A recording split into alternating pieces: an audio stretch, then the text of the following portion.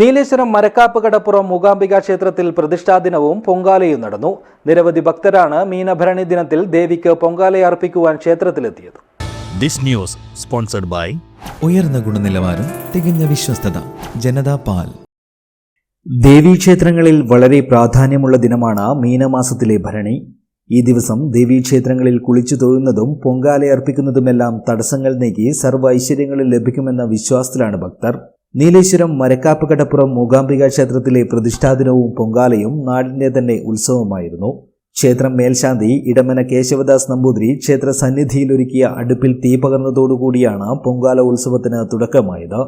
തുടർന്ന് ക്ഷേത്ര പരിസരത്തൊരുക്കിയ അടുപ്പുകളിലേക്ക് അഗ്നി പകർന്നു.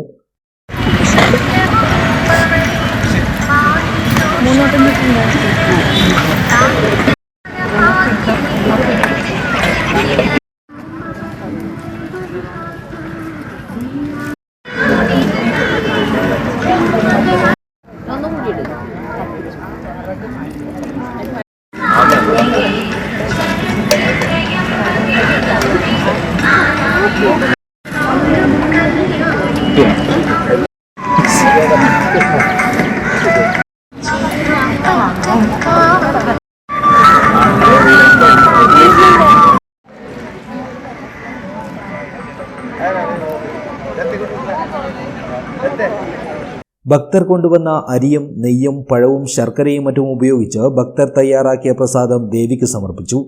ശേഷം ക്ഷേത്രത്തിലെത്തിയ മുഴുവൻ ഭക്തജനങ്ങൾക്കും വിതരണം ചെയ്തു. പ്രതിഷ്ഠാദിന ചടങ്ങുകളുടെ ഭാഗമായി വിവിധ പൂജകളും നടന്നു. News bureau, Nileshwar.